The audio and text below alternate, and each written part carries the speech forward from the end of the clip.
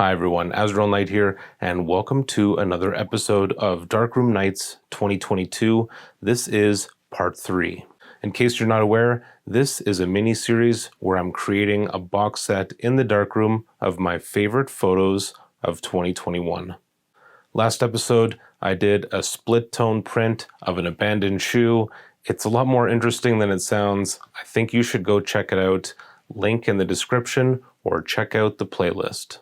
If you want to see these videos early and participate in the daily contest, be sure and join our Discord. Link also in the description. This episode's going to be a double bill because I've chosen 2 photos from the same roll to be part of my box set. Let's get started.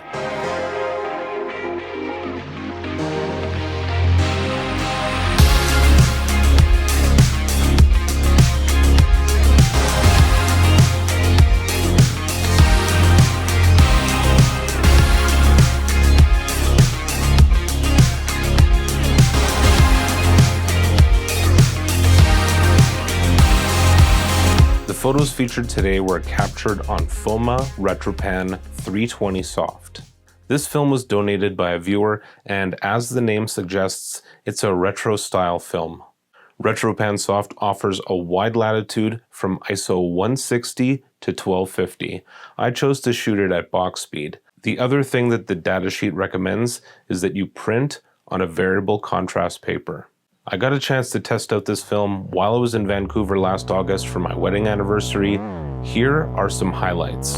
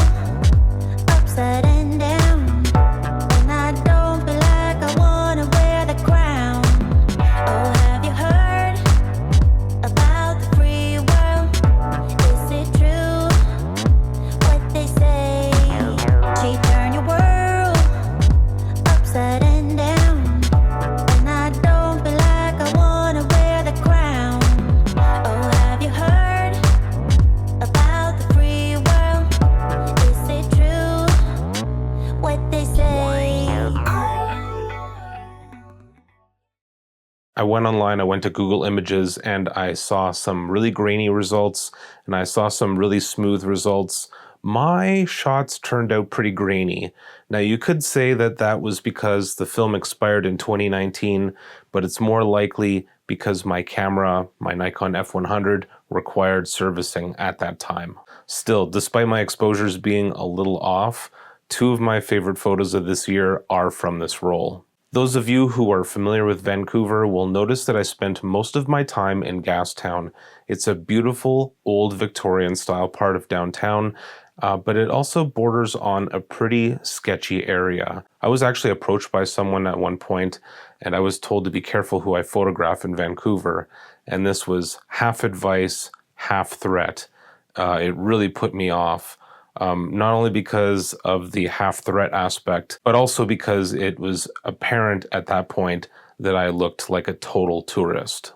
The first of the 2 images is this alleyway with Harbor Center in view, Vancouver's defining skyline building. I, of course, wanted to capture it from a unique angle. The alleyways were really fascinating to me. It sort of breaks the rules of what I normally go for, which is a clean composition. There are power lines everywhere, and the main subject, the harbor center, is cut off by a building and split by a power line even. Somehow though, I think it's an amazing image, and I hope you do too. The second image is a homeless man resting on the sidewalk near a convenience store. Now, my policy up until recently has been to avoid photographing the homeless. I didn't know how to feel about turning someone's suffering into art. I'm still learning how I feel about it, and my opinion will 100% evolve over time. In this case though, their face is not visible, and taking the photo was a complete reflex, and I think those produced the best images. Sometimes you just see something, and before you realize you want to take the shot, your arm is already raising the camera to your eye. This image is beautiful, tragic, and unfortunately represents quite a bit of what I saw during my trip to Vancouver. Here are today's negatives. My images are here and here. I've already printed one of these images, and that is this one right here. Another shot of the skyline defining building in Vancouver, and these exposures are very similar. So I don't see an issue. I just might have to use a bit of a higher contrast. Today's developer is good old Dectal, and this was made on November 29th, so I don't see an issue with this whatsoever. I will be experimenting with a discontinued paper today.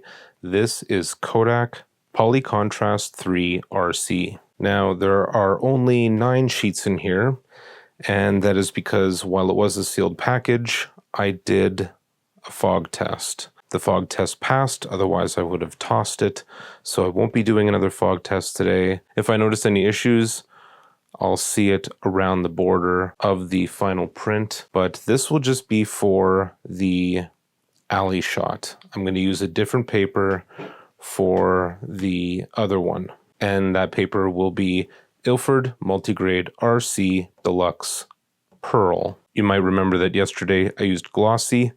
This is listed as new, and it comes with 5 extra sheets, so win-win. As previously mentioned, today's photos were shot with my Nikon F100. This is my main 35mm camera. There is a lot to get into today, so I'm going to skip ahead to my first strip test. So here's my first test print, and immediately I knew that this wasn't going to work. I didn't use any variable contrast filter because Kodak uses something called Polymax for their filter system, and I was wondering if that was different from the Ilford multigrade filter system, and so I did some research, and it is a little bit different, but it's still usable. Nonetheless, I wanted to see what the paper would look like on its own, and I don't like it. So this is about equivalent of a 2.5 contrast, and right here is where you get a properly exposed image, but I feel like the highlights are way too dark. So I decided to use a level 5 Ilford multigrade filter, and I can tell you right now, I got way better results. I think you can see that at 1, 2, 3 seconds, you get blacks down here at the bottom in the dark areas, and then you get just enough highlight to define a border. So I went ahead with a 3-second exposure and did my first test print, and this is the result. I gotta tell you, this is absolutely amazing. I'll throw up a scan here. This is my favorite print of this series so far. It is amazing. It's everything I hoped it would look like, and I will go as far as saying it looks better than my digital scan. There is just the right amount of highlights. There is still a decent amount of shadow detail here, and the contrast is absolutely gorgeous. So I'm going to go ahead and print the rest of them. I am so stoked for this one. Again, this is absolutely beautiful. I want to do a larger version of this at some point, and I'm going to remember that number 5 is the way to go for this. Yeah, wow. Now, the pack of paper, only had 9 sheets in it. I used the equivalent of 1 sheet for the tests. Here they are right here. So that means 8 sheets left and 16 5x7s. I'm just going to go ahead and print the rest of that pack of paper with this photo. I've already cut them down to 5x7. So excited. I'm all done printing the first set, and there's a couple things I want to bring to your attention. First off is going to be pretty obvious, and that is one of the sheets, but only one, was totally fogged. So you can see here these were completely unusable, and I can only assume that this sheet was outside of the plastic bag or taken out and exposed and then put back in, because every other sheet in that set was just fine. It was just this one. Next thing I want to bring to your attention is that there is an exposure difference, a pretty notable one between the first print and one of the last prints. It's not huge, it's not a deal breaker. I mean, the variation in the print is part of the game. It was even in my advertising for last year's box set as a, I don't know, a perk. The fact that each one's a little unique from the others, but it was just something that I noticed that the highlights in the sky were a little darker than the original one that I approved the exposure on. The other thing that you'll notice here is that there is more shadow detail than in this one. And this is what you get when you're using expired paper. You're going to get some inconsistencies. If you can't tell, let's see if we could take a closer look. On top is the original print with lighter highlights, and in behind is the darker highlights. This isn't a big deal though, and I'm going to move on to the second photo now. Alright folks, here are my first few test strips. This first one, obviously I can't get much of a read off of it. I had my lens at f5.6 and 1 second intervals with a contrast level 5. So 1, 2, 3, and so on. Really didn't tell me a whole heck of a lot. This is my second test strip. I stopped down to f8 and I did half-second intervals with a full second on the bottom here. And it's, again, a little hard to figure out what the exposure should be. I couldn't really get a read off of it. Nothing jumped out at me. I mean, this down here looks all right, but all the way up here looks pretty good too. So I decided to stay at f8 and bump it up to 1 second intervals so I could get a bit more definition. And here I am at 1, 2, 3, 4, 5, and 6 seconds. It's still pretty hard to gauge. Let's get a closer look here. What my instincts are telling me is to go with 3.5 seconds. Because even though it still looks good up here, it would be way too black down here. This wall looks a little light here, but then immediately above it looks too dark. So I think I'm going to go 3.5 seconds at a contrast level 5 at f8. And here is the print. 3.5 seconds I think was a good call. It looks fantastic. I am so happy with this. The highlights up here, they don't blend in with the border. There's still a slight defining line at this window here. There is an appropriate amount of shadow underneath this part here. Yeah, everything looks great. I'm going to go ahead and print these off. I got to admit, 2 photo sets in a day is exhausting, and unfortunately for me, I've got one more episode where I have 2 images in 1 roll, and at least now I know what I'm in for.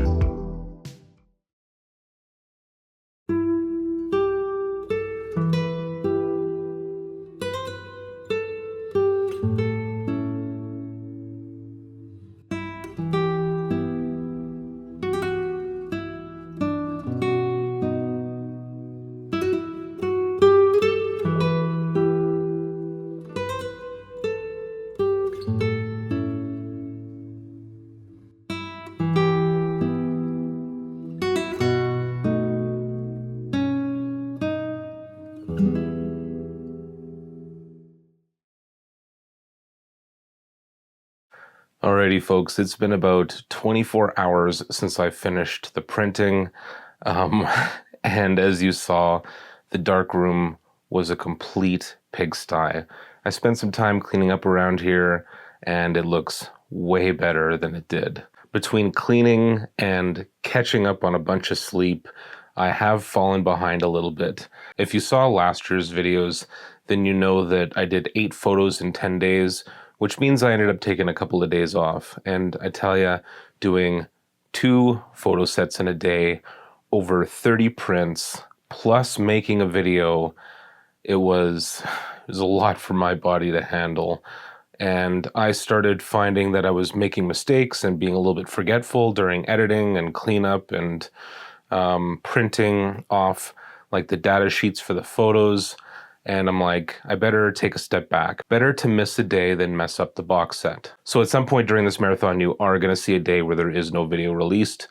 That's just the way it works. With all that being said, these are my 2 favorite prints so far this year. I want to give a quick shout out to Amy and Brendan for their generous donations. If you're interested in supporting this cause and letting me know that I should do this again next year, please follow the PayPal link in the description. $1, $5, $10, everything is a huge help. Today's contest is pretty simple. As always, head over to my Discord channel, and I want to emphasize this, that you can only enter if you're posting these answers on the Discord. I've noticed some people just posting in the comments. Unfortunately, that doesn't count. So head on over to the link in the description and answer the following question. What do you think makes a great skyline photo? When I first started taking photography seriously, I was told that every great photographer needs a great skyline photo, and it sort of should define their personality and their style. I just want to know your thoughts on that, and bonus points if you actually post a photo of your favorite skyline photo that you took. That's all for now. I hope you enjoyed this episode. If you did, please consider joining me on Patreon. Through my Patreon, you'll get things like early access, free prints, and your name in the credits. You can also follow me on Instagram and Twitter. And until next time, stay classic.